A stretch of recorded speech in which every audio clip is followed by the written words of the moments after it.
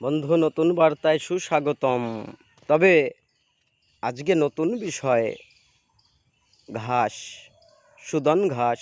এই সুদন ঘাস নিয়ে আমরা আজকে কিছু কথা বলবো। কেননা চৈত্র মাস, ঘাস সংকট, সবুজের সংকট দেখা দিচ্ছে, বৃষ্টি নেই। তাই এই সুদন ঘাস নিয়ে আজকে কিছু কথায় আমরা আসছি।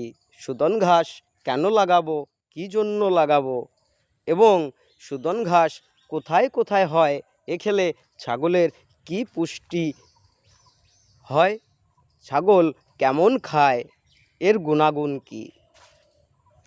এই সুদন ঘাস আমরা 3 থেকে 5 বার পর্যন্ত কাটিং করতে পারি। এতে করে ওরা যেমন আরও বেশি ঝাড় করে, তেমনি জমি আরও ভরে যায়। এইবার সুদন ঘাসের বীজ আমরা কিভাবে বপন করে থাকি। প্রথমে জমিকে আমরা চাষ দিতে পারি, অথবা কম জমি থাকলে আমরা সেইখানে বীজ বুনে তারপরে কুপিয়ে দিতে পারি। ঘাসের বীজ বোনানোর পরেই আমরা জল দেব। এতে করে দেখব ঠিক 1 সপ্তাহের মাথায় যেন ওর অঙ্কুর সৃষ্টি হয়ে গেছে এবং মাটি থেকে বের হয়ে আসছে সবুজের বাহার। ছাগল যেমন ভালো খায়, তেমনি ছাগলের সুস্বাস্থ্য ফিরিয়ে দেয় সুদন ঘাস। তাই সুদন ঘাসকে আমরা এখন বিভিন্ন জায়গায়, ছোট্ট জায়গা হলেও সেই জায়গায় ছিটিয়ে দেব 2টো বীজ। কেননা সুদন ঘাস সমস্ত জায়গার জন্য অনুকূল। এটা ছাওয়া এবং রৌদ্রের তপোদহে খুব সুন্দরভাবে সৃষ্টি হতে পারে। তাই বিকেআর গোট ফার্ম বিভিন্ন জায়গায়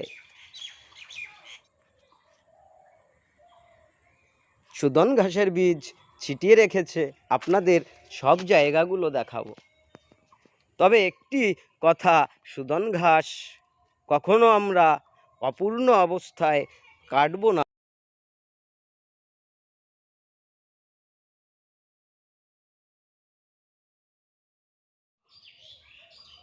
এইবার দেখাই, এই যে একটা কোপানো পাড় আছে, যেটা আমরা আগে দেখেছিলাম, এই পাড়েই সুদন ঘাস বপন করা হয়েছে, এখনও জল দেওয়া হয়নি। কেননা বিকেআর গোট ফার্মে পর্যাপ্ত পরিমাণে সবুজ ঘাস এবং বনানীর বুকে গড়ে ওঠা বন্যলতায় পরিপূর্ণ। তাই এইটাকে আমরা তখনই জল দেব যখন আমাদের যোগান এবং চাহিদা অনুযায়ী এখন আমাদের ঘাস দরকার, ঠিক তখনই আমরা জল দেব। আমরা মনে করে থাকি কি ঘাস তৈরি করব, ব্রিড কিভাবে ভালো থাকবে। বন্ধু, ব্রিড অবশ্যই ভালো থাকবে, কেননা বছরের বিভিন্ন সময় আমরা বিভিন্ন ঘাস চাষ করে থাকি। এটা ছাগলের জন্য একটা সমপুষ্টিগুণ সম্পন্ন খাবার, যা ওদের হেলদি করে তুলতে খুবই সাহায্য করে এবং গুরুত্বপূর্ণ ভূমিকা নিয়ে থাকে।